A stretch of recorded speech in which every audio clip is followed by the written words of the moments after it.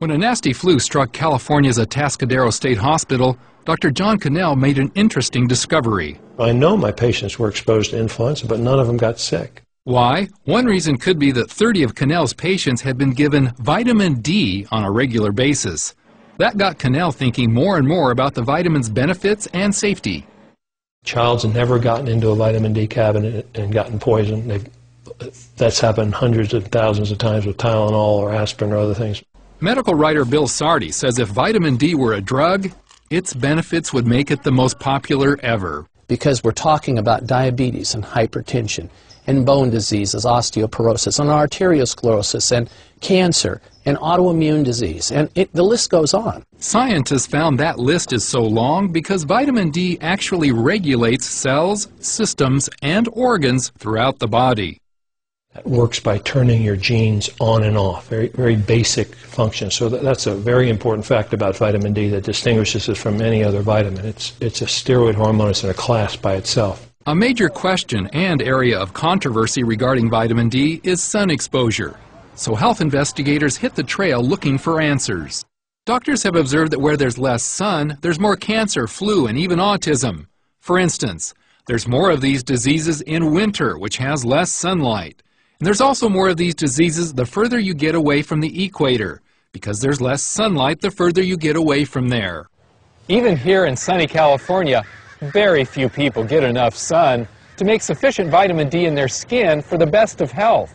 Down in San Diego, you can make it year-round, but even then, in San Diego, in the wintertime, you have to go right out at solar noon. There's only about a 2 or 3 hour period where you're going to make any substantial amounts of vitamin D. But wait a minute, won't this possibly lead to skin cancer? Most sunscreen companies provide products that block the ultraviolet B, or UVB, from the sun. Those are the very rays you need to produce vitamin D in the skin. Now they admit the UVA rays that the sunblock lotions allow to get in are the ones causing the cancer. So they let the one that causes skin cancer in, and they block the one that prevents it. Statistics show skin cancer rates and deaths have actually risen since the sunscreen campaigns began 30 years ago. Cannell recommends keeping your time in the sun moderate.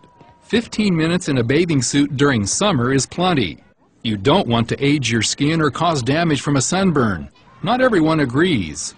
The American Academy of Dermatology website finds it appalling that anyone in good conscience could make the claim that intentional sun exposure for any length of time is beneficial. Then there's the issue of darker skin, which naturally screens out more of the UVB rays that make vitamin D. Their blood levels of D are about half that of lighter skinned people, making a connection with the diseases that shorten their lives.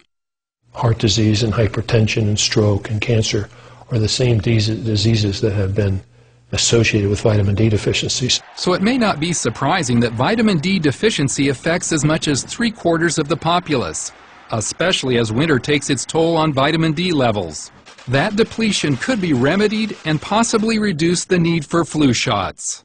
Vitamin D activates your immune system, causes something to be formed called little peptides that kill bacteria and viruses without antibiotic resistance, without side effects. We can use it in very young infants and pregnant moms. And not only help fight osteoporosis, but strengthen teeth as well. Instead of using fluoride to harden our teeth so there's no soft spots where the acids can then eat into our teeth and cause dental decay, we can use vitamin D. It's more appropriate, it's more natural. And D appears to boost athletic performance. There's just clear evidence, especially in the German literature, of choice reaction time, balance, muscle strength, endurance, all improve with vitamin D. Which may explain why senior citizens on vitamin D are less likely to fall and hurt themselves. And cancer?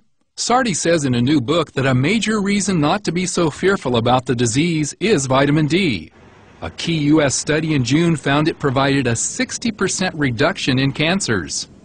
Canadian Cancer Society immediately told all of their citizens, begin supplementing with at least 1,000 units of vitamin D. American Cancer Society, mum's the word. In fact, here is video of how vitamin D helps zap cancer cells, like the one to the right of the arrow. But 2 weeks ago, the National Cancer Institute released a study indicating vitamin D doesn't do much against cancer deaths. NCI normally prefers the type of study done in June, but Cannell says this new study fits their bias against vitamin D. Even at that, the new study did show the vitamin's effect on the #2 cancer killer. The people with the highest levels had 4 times less colon cancer than the people with the lowest levels. I think that's pretty important. So what's the best way for you to get the vitamin D you need? Not from food. Even fortified milk provides so little that it's trivial. Taking supplements is a far more predictable source than sunbathing, and the only source in winter for millions.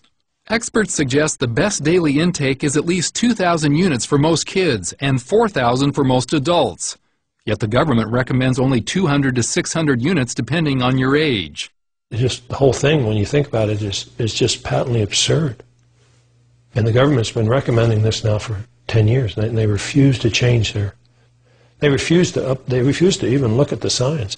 Cannell says he and his wife have taken as much as several 100,000 units for a few days when fighting off colds or flu. His usual daily dose is 5,000 units, a dozen times what the government recommends for him. He finds it a religious connection. Here the Lord is saying that there's a system that makes this much vitamin D this quickly, thousands of units a day from sun exposure. And here's a government over here saying you only need a couple of 100 units a day. So you can sort of ask yourself, who do you want to believe? God or the government? Galen Tethrow, CBN News.